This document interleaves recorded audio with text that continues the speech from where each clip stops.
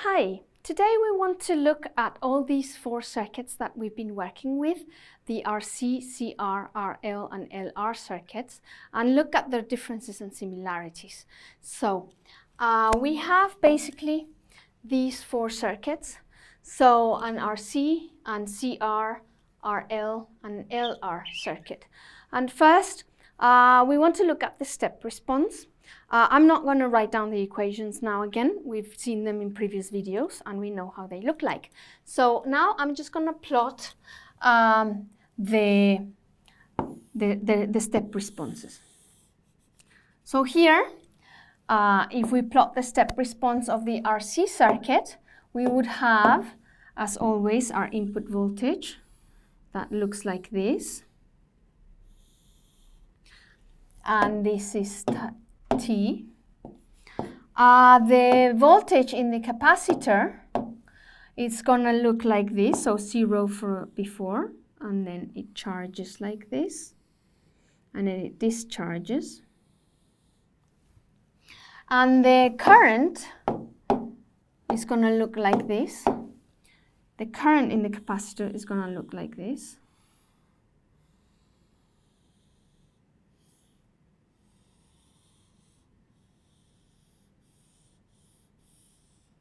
Right?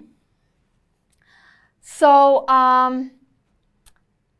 yeah, and in the case of the RL circuit, and in the case of the RL circuit, so I have current here, current of T, VL of T, and V in.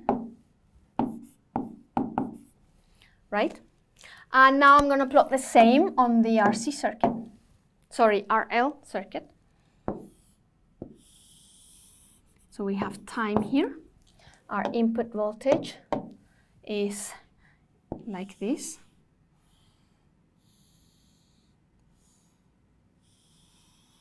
So our current in green will look like this.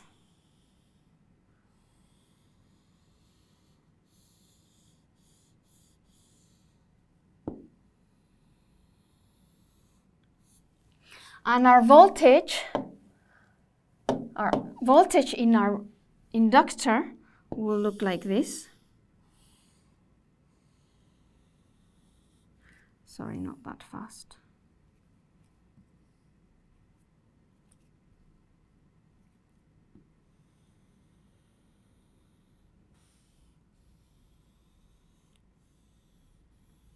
So in this case, we have, again, V in blue.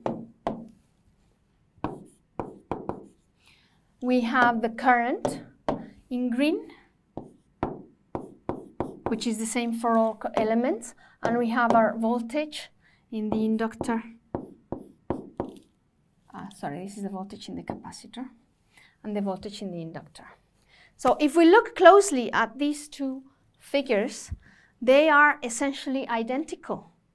Now, the difference between them is that the curve that describes the voltage in the capacitor here is the same curve that describes the current in the inductor here. So compare the red curve here with the green curve here. They are the same. And the same when we look at the current in this whole circuit here, this is the same as the voltage in the inductor here.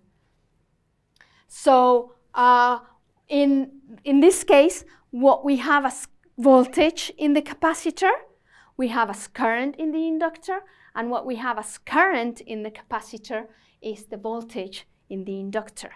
So, but essentially, mathematically speaking, we can compare the equations even one to one and see that they are the same. There's only a few constants that vary. For instance, the current here is V in over R, whereas here the voltage is just V in. And here the current here again is V in over R, and here the voltage of the red curve is V in. So it's only one constant of proportionality that changes the size of my curves, but the shape is essentially the same thing. So we saw in previous videos, I'm going to point it out now again, that we have them close to one another. We saw that the capacitor acts as an open circuit, as a short circuit when completely discharged, and as an open circuit when completely charged, whereas the inductor acts as an open circuit when completely discharged and as a short circuit when completely charged. So basically both elements behave on the same way but in opposite, they have the same behavior but in opposite ways. So when the capacitor is discharged, it's the same as the inductor charged and so forth. And the same here. The current is the voltage here, the voltage here is the current here. Now, when we see the CR circuit here, we look at the voltage and the voltage at the resistor. The current is the same. So in this case, when we look at the voltage at the resistor, the same. If we have our blue input voltage,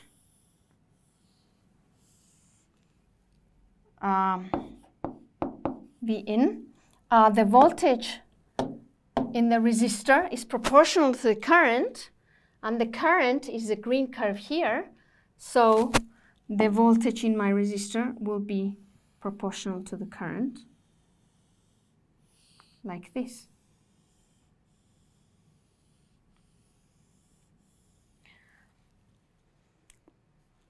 So this is my voltage in my resistor, VR of t, and the current is the same current as here, so I'm not going to draw it because it will basically be the same on top of each other, but with VI over R instead here. And here the voltage in the resistor in my LR circuit will look like this. T, my input voltage here, like this, V in, and then my VR of t in red. And my VR of t is proportional to the current, which is this green curve here. So my VR of t will look like this.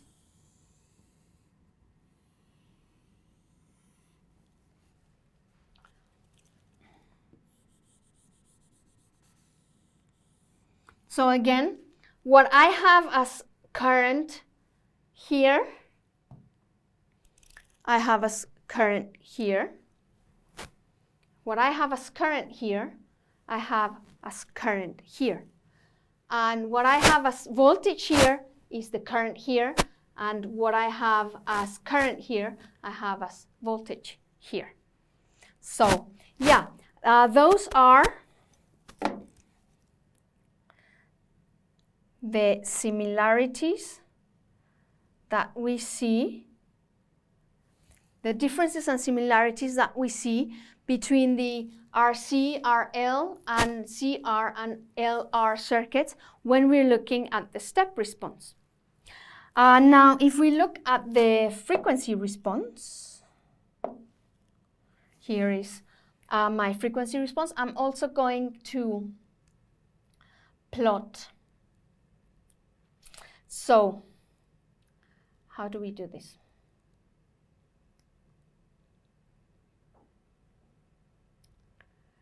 Yeah, I'm going to plot here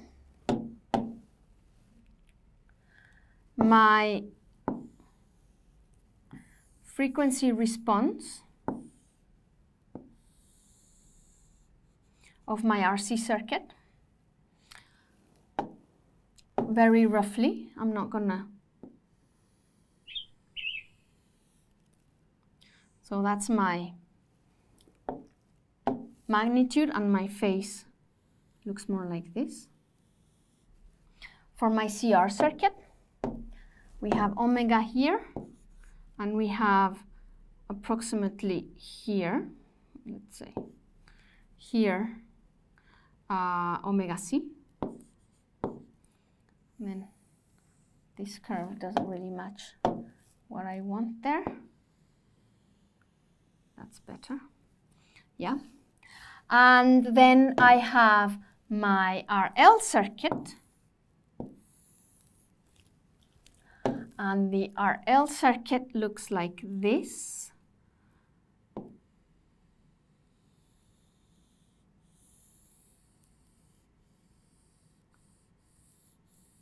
Like this. For the magnitude, and like this is omega C, and like this for the phase. And my CR circuit, so I'm going to put here omega C. So my CR circuit has this same response, whereas my LR circuit has got this same response. So I can make this exact same low-pass filter with the exact same frequency response, either by an RC like this or by using an LR circuit like this. And I can make exactly the same high-pass filter with exactly the same frequency response, either with an RL circuit like this, with the output at L, or with an CR circuit like this with the output at R. Now, since all of these filters, circuits or systems are first order systems because we only have one element that stores energy, the slope of this